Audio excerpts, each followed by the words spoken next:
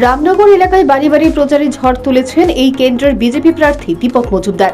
এদিন কৃষ্ণনগর এলাকায় তিপ্রামথা দলের কর্মীদের নিয়ে বাড়ি বাড়ি প্রচার করলেন তিনি। প্রচারের ফাঁকে সাংবাদিকদের জানান, গণদেবতা ওনাকে স্বতঃস্ফূর্তভাবে সাড়া দিচ্ছেন। মানুষ এইভাবে ওনার সঙ্গে আসবেন তা তিনি কল্পনাও করেননি।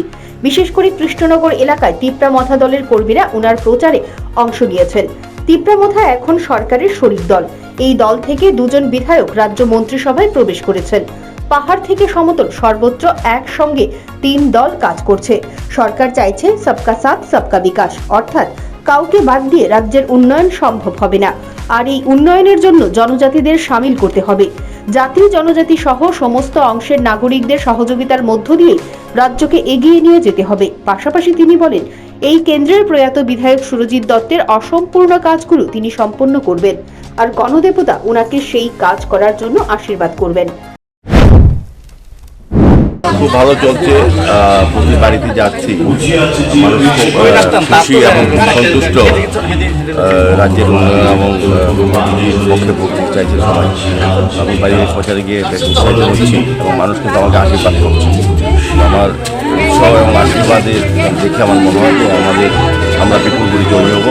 রামনগর বিধানসভা উপনির্বাচনের প্রার্থী হিসাবে এবং আমাদের পশ্চিম ত্রিপুরা লোকসভার যিনি প্রার্থী হয়েছেন প্রাক্তন মুখ্যমন্ত্রী বিপ্লব কুমার দেব, উনিও বেশি করে জয়ী।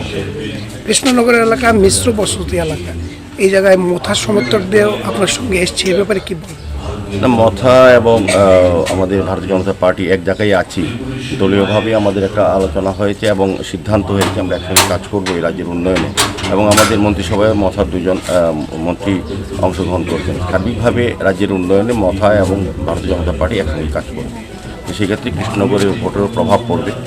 আমার বিশ্বাস সমস্ত জনজাতি অঞ্চলের জনগণের ভোট আমি পাবো এবং বিপ্লবদের পাবো।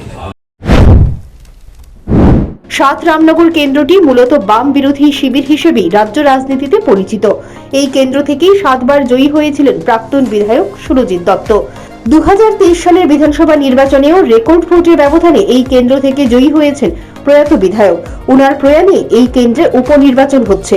উপনির্বাচনে জয়ের ব্যাপারে 100% নিশ্চিত বিজেপি প্রার্থী Deepak Majumdar. Bureau report, news prime Tripura.